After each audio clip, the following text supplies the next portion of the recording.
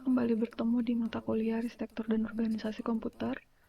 Topik kita di sesi ini adalah tentang instruction set, khususnya tentang addressing modes dan formatting. Ini dua topik besar yang akan kita bahas tentang mode pengalamatan dan juga format instruksi.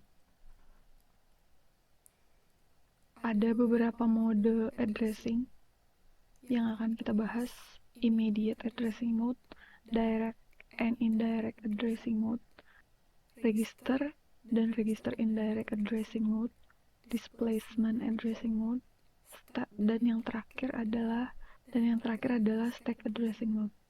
Kemudian pada bagian kedua kita juga akan belajar tentang format instruksi.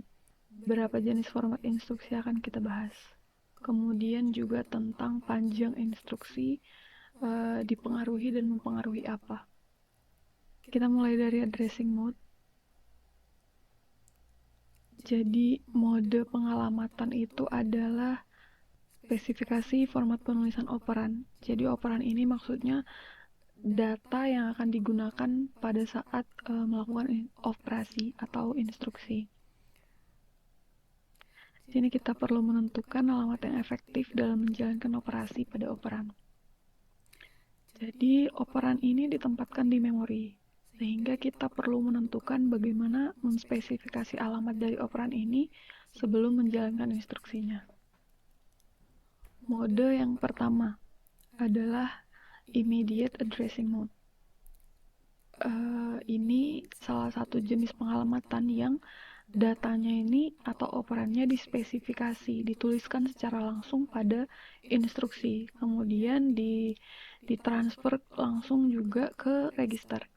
Contohnya, jadi satu set instruksi yang seperti ini, move EAX 15H, yang dikatakan sebagai operan adalah yang ini, yang 15H.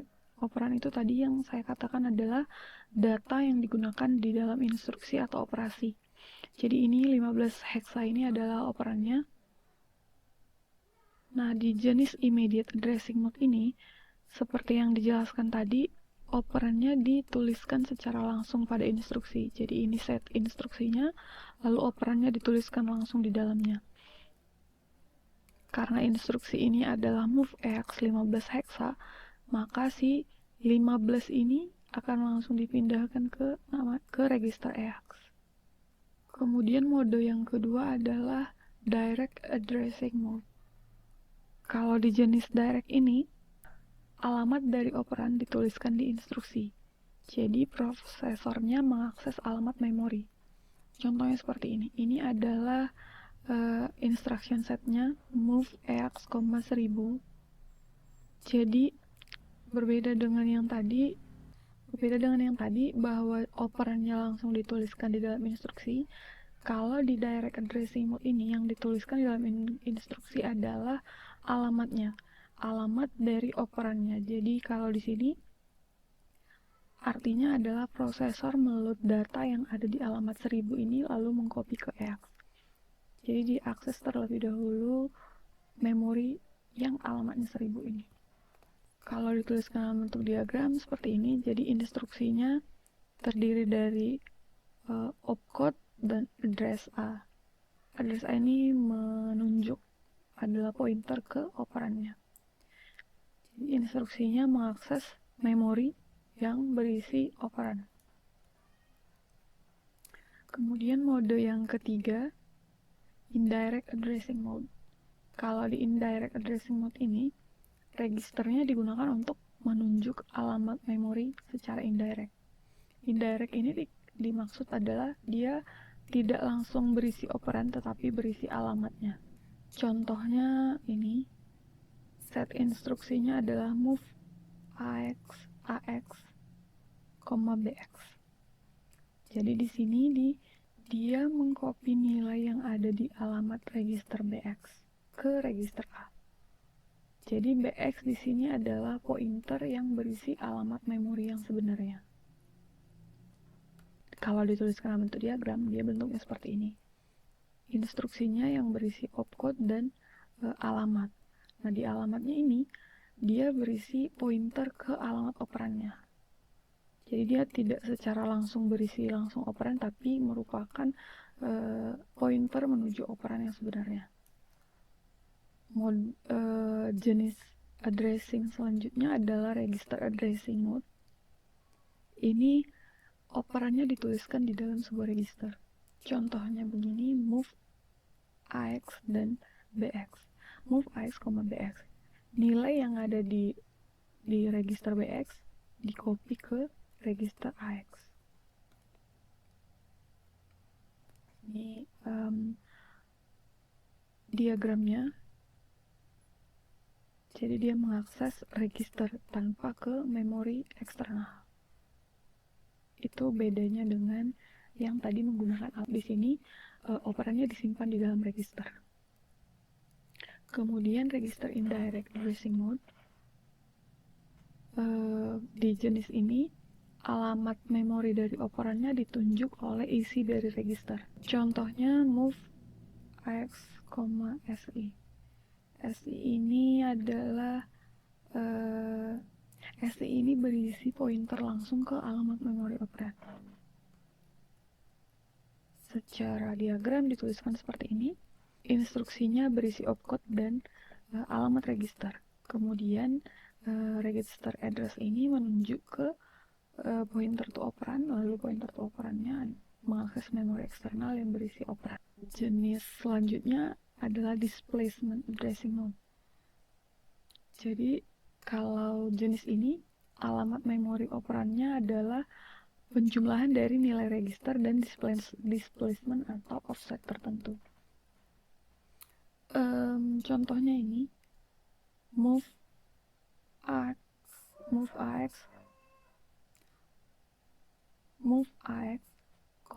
SI tambah 10.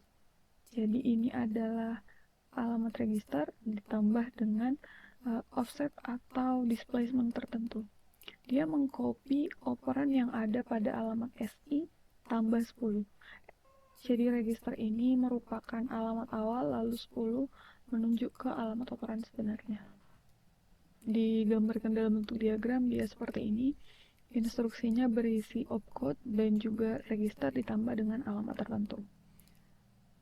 Yang kemudian register dan alamat ini dijumlahkan untuk menunjuk ke operan yang akan digunakan. Mode addressing terakhir adalah stack addressing mode. Jadi di stack ini operannya disimpan dan diambil dari stack. Contohnya begini.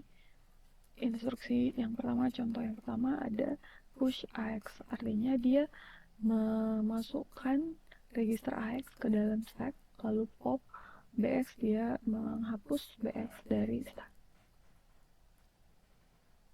Itu tadi beberapa 7 jenis addressing mode yang kita bahas. Kalian bisa mengeksplor lagi untuk melihat mode pengalamatan yang lain. Kemudian selanjutnya kita membahas tentang instruction format.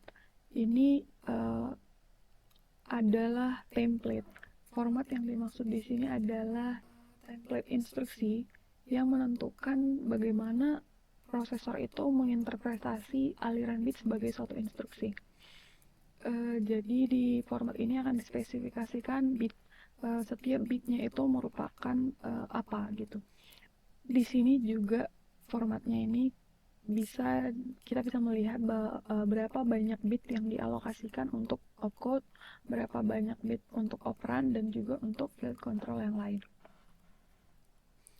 Ini format umumnya ada 3 bagian: opcode, operan, dan juga field control yang lain. Opcode itu bagian dari instruksi yang memberitahukan prosesor operasi apa yang harus dilakukan. Seperti contoh-contoh yang tadi di mode pengalamatan ada move atau copy, push atau pop, atau yang lain. Ada banyak opcode di bahasa assembly. Kemudian yang kedua adalah operan. Operan ini nilai atau lokasi memori tempat operasi akan dilakukan. Kalau di contoh yang kita bahas tadi, operan ini adalah data yang akan digunakan di dalam instruksi. Terus yang ketiga ada field control lain. Ini bisa ada bisa tidak di dalam suatu instruksi. biasanya berisi kondisi yang akan diperbaharui setelah operasi atau instruksi ini selesai dilakukan. Bisa juga berisi ukuran data yang sedang dioperasikan.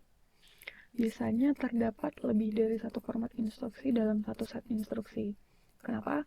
Karena ada banyak jenis pengalamatan atau penulisan instruksi. Misalnya ada instruksi yang hanya beroperasi di register, atau ada juga yang perlu mengakses memori. Untuk memfasilitasi berbagai jenis instruksi ini, maka bisa jadi ada banyak format di dalam satu set instruksi.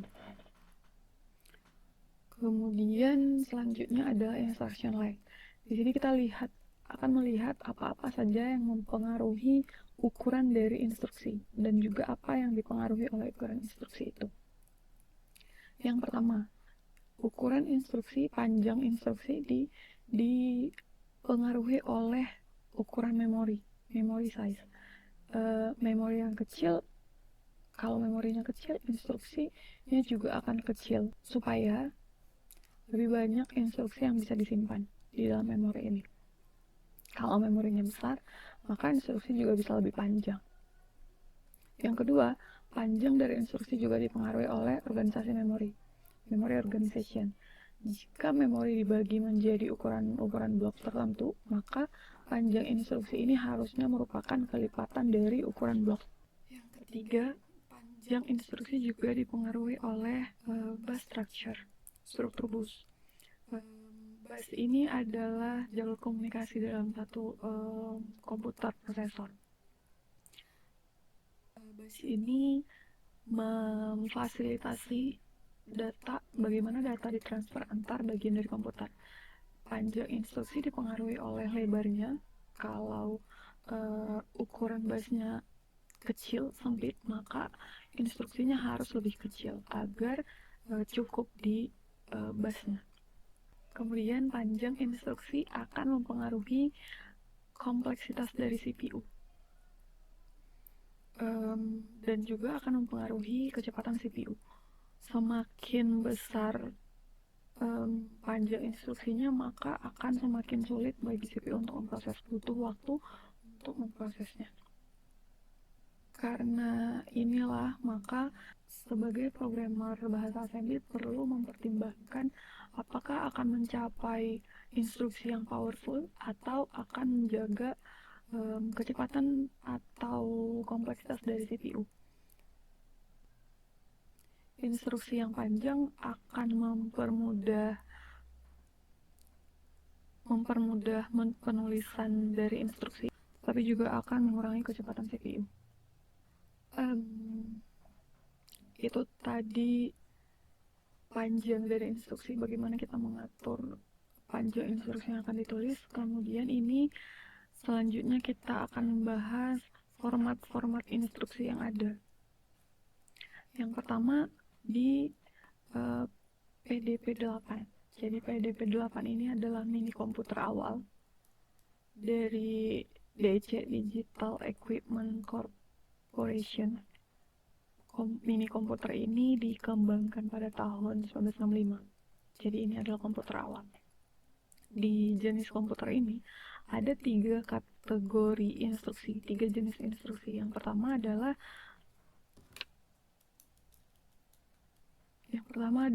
ini memory reference instruksi. Memory reference instruction. Ini instruksi yang beroperasi pada data memori. Contohnya adalah operasi N, jam, dan juga jam S, dan yang lain-lainnya. Kalau di jenis instruksi ini, bit ke 0 sampai bit kedua berisi opcode, lalu bit ketiganya berisi apakah dia direct atau indirect, lalu dia kemudian di bit keempatnya apakah dia Z ini page, dia bisa bernilai 0 dan 1. 0 kalau dia berada di current page atau 1 di next page. Kenapa diperlukan ini? Karena komputer PDP-8 ini adalah komputer yang berukuran kecil. Jadi kemungkinan kita akan bekerja pada halaman selanjutnya. Kemudian selanjutnya adalah displacement. Seperti yang sudah dibahas tadi, displacement ini offset atau penjumlahan tertentu dari ukuran yang ada. Lalu jenis instruksi yang kedua adalah input-output instruction. Ini instruksi untuk mentransfer data antara PDP-8 dan juga perangkat eksternal. Dia berisi direct atau indirect di bit pertama, lalu device, lalu kemudian opcode. Lalu jenis yang ketiga adalah register reference instruction. Register reference instruction ini instruksi yang beroperasi pada data di register internal. Ada 3 jenis grupnya. Kalian bisa membaca penjelasan yang ini untuk melihat apa arti dari instruksi-instruksi yang dituliskan di sini, CLA, CLL, CMA, dan yang lainnya. Jadi selanjutnya adalah PDP-10. Di sini format instruksinya terdiri dari opcode. Ini jenis komputer yang sudah lebih besar dari yang sebelumnya tadi di PDP-8. Bit ke 0 sampai ke 8 berisi opcode, lalu berisi register yang digunakan, lalu di penunjuk indirect bit, kemudian index register, lalu terakhir alamat memorinya. Jenis yang ketiga adalah PDP-11. Kalau di format instruksi ini, dia dibagi menjadi bidang-bidang instruksi. Jadi setiap bidang ini 1, 2, 3, sampai 13. Setiap bidangnya berperan dan memiliki fungsi tertentu. Kalian bisa lihat pembagiannya di semua bidang-bidangnya ada secara umum. Yang ada di setiap bidang adalah opcode, source, destination, lalu R atau offset. Jadi opcode ini adalah sama dengan yang tadi. Dia mengidentifikasi jenis operasi yang akan dilakukan. Maksudnya apakah dia move, copy, atau instruksi yang lain. Kemudian ini ada juga yang dituliskan sebagai R atau L. Ini berisi R atau L. Dia R kalau dia instruksinya beroperasi pada register, atau L kalau dia beroperasi di memori. Kemudian source ini adalah nomor register atau alamat register, tergantung mode pengalamatannya. Untuk operan sumber, source operan. Kalau destination, dia berisi nomor register untuk destination operan. Kemudian ini ada yang dituliskan sebagai CC, condition code. Dia ini berisi flag yang diatur oleh CPU setelah melakukan operasi penjumlahan, pengurangan, atau perbandingan. CC ini berisi menunjukkan hasil dari operasi. Apakah dia 0? Kalau 0 akan dituliskan Z, lalu negatif atau N, atau positif, atau di overflow. Kemudian ada FP, floating point. Floating point ini format data yang digunakan untuk mewakili angka desimal. Kenapa dia menggunakan floating point dibandingkan integer? Karena floating point ini lebih luas, interval angkanya lebih luas dibandingkan dengan format integer.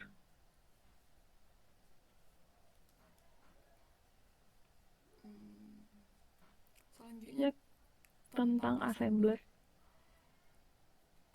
Jadi assembler ini adalah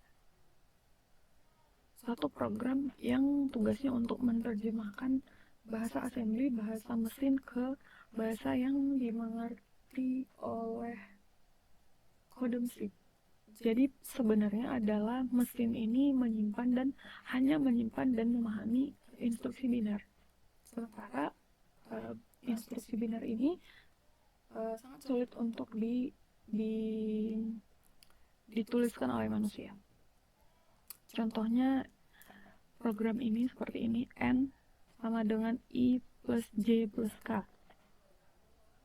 Di dalam komputer, program ini dimulai di lokasi 101 pada memori. Kemudian datanya dimulai di lokasi 201 di memori. Jadi dengan program sederhana N sama dengan I plus J plus K, di dalamnya terdapat kode-kode ini. Pertama akan di-load isi dari alamat 201 ke AC. AC ini adalah register yang dikatakan sebagai akumulator. Kenapa dia meload 201? Karena ini datanya selalu dimulai di alamat 201 di memori. Setelah data di 201 ini di-load ke akumulator, kemudian dilakukan F, ditambahkan isi dari 202 ke akumulator, lalu ditambahkan isi dari 203 ke akumulator, dan disimpan isi dari akumulator ke alamat 204. Bahasa assembly ini cukup rumit dan rentan terjadi kesalahan, karena programmer harus dengan teliti memahami detail dan cara kerja komputer, termasuk ukuran dan jenis setiap lokasi memori. Contoh dari program assembler seperti ini. Dengan program yang tadi ini N sama dengan I plus J plus K, assembler program ini terdiri dari 3. Yang pertama label, operation, dan operand. Label ini adalah nama untuk mengidentifikasi instruksi. Pada contoh ini dituliskan labelnya adalah formula. Kemudian operation. Operation adalah tindakan yang dilakukan oleh instruksi. Contohnya kalau di contoh program tadi adalah operasinya LDA, F, dan STA. LDA ini untuk operasi untuk meload data dari akumulator, F untuk menjumlahkan, dan STA untuk menyimpan, store. Kalau yang tadi formula, kemudian LDA, dilakukan operasi LDA ke operan I, lalu di add operan J, add operan K, dan disimpan ke operan N. Kemudian dalam mendefinisikan, menginisialisasi data seperti ini, ada label I, J, K, dan N. Ini merupakan data. Jadi label I, operation data, dan operan 2, artinya diinisialisasi nilai 2 ke variabel I, kemudian diinisialisasi nilai 3 ke J, 4 ke K, dan 0 ke N. Inilah contoh program assembler untuk program N sama dengan I plus J plus K dengan inisialisasi nilai I sama dengan 2, J sama dengan 3, dan K sama dengan 4. Demikian pembelajaran kita di sesi ini. Silahkan untuk membaca bahannya, lalu mempersiapkan diri untuk kuis kita di sesi selanjutnya di hari Jumat.